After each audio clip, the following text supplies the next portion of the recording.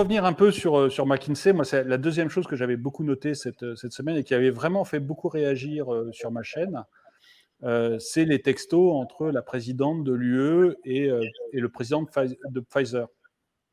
Et ça montre vraiment qu'il y a une endogamie qui est pas très saine, je trouve, entre la politique, les politiciens qui n'ont pas une position claire, ou du moins qui veulent cacher des choses. Et autant pour la construction d'un porte-avions, je comprends qu'on cache des choses au public, autant pour acheter des doses de vaccins, je comprends moins. Je trouve ça plus embêtant. Surtout une fois que ça se sait, mais bon. Et donc, pour expliquer complètement ce qui s'est passé, la présidente de l'Union européenne, Ursula von der Leyen, en avril 2021, était poursuivie par tout le monde parce que la vaccination avait commencé en Angleterre, elle avait commencé en Israël, et il n'y avait toujours pas de vaccin en Europe. Donc, tout le monde disait, mais qu'est-ce que c'est que cette Europe qui est censée commander des vaccins, qui est censée faire vite, et puis on voit que l'Angleterre qui a quitté l'Europe, elle a ses vaccins avant nous. Comment ça se fait?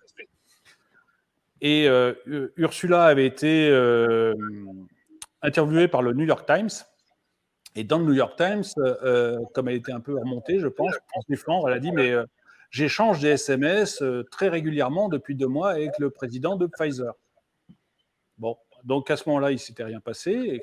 Et puis, il y a un journal allemand, dont je ne me rappelle plus le nom, où on s'est quand même posé la question de ce que c'était ces SMS. Et du coup, on a demandé à la Commission européenne de produire les SMS, parce que théoriquement, le public a accès à tous les mails, à tous les SMS, etc., qui concernent ce genre d'affaires.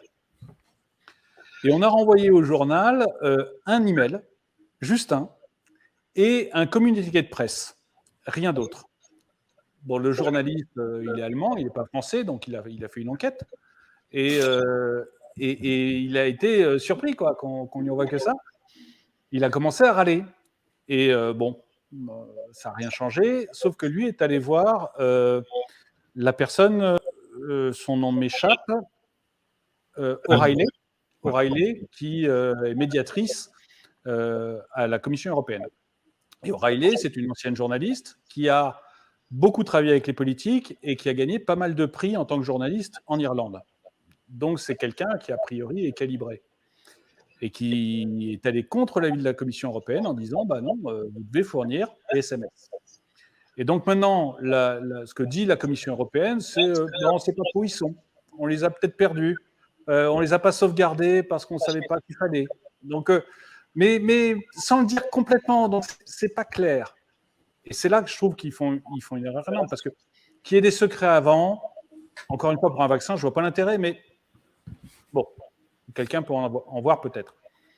Mais après, une fois qu'on vous dit les SMS, où est-ce qu'ils sont, il faut être hyper transparent et les montrer à tout le monde, parce que là, tout le monde se dit, mais qu'est-ce qu'ils ont pu échanger entre le président de Pfizer et la présidente de l'Europe? Ils ont parlé de quoi? Ils ont parlé d'effets secondaires, ils ont parlé de prix, c'était pas des sextos, donc il y a bien quelque chose là-dedans.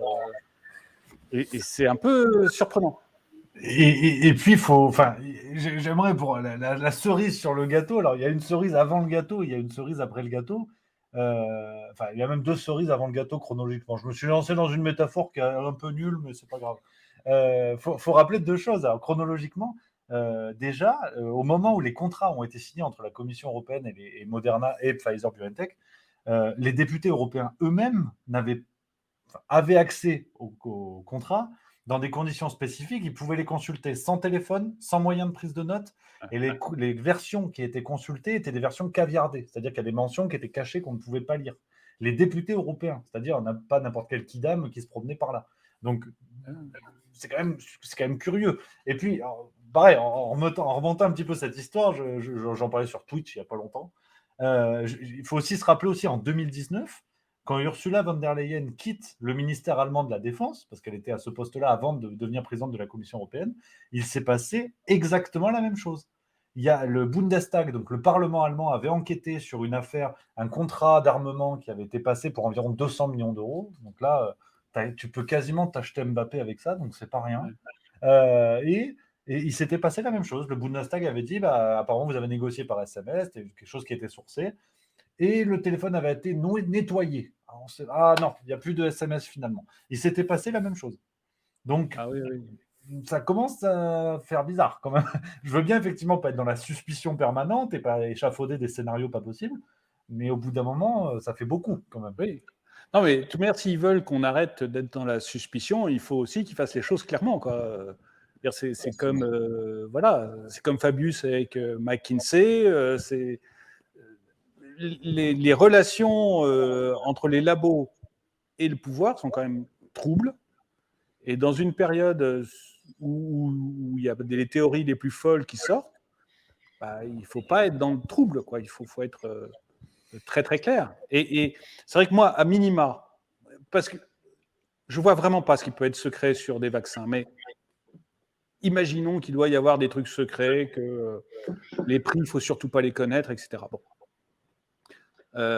Mais dans ce cas, il devrait y avoir au moins un groupe de parlementaires, des députés, on en choisit 10, 15, 20, qui sont tenus au secret, donc des gars qui prêtent serment en disant qu'ils resteront secrets, sauf s'il y a des choses illégales, et qui ont total accès à tout, pour pouvoir contrôler au moins ce que fait la Commission européenne. Et ça devrait être la même chose en France, c'est-à-dire qu'on devrait avoir aussi un groupe parlementaire qui contrôle ce que fait le président, parce que, enfin, on peut pas être dans l'opaque comme ça, quoi. C'est Absolument, très surprenant.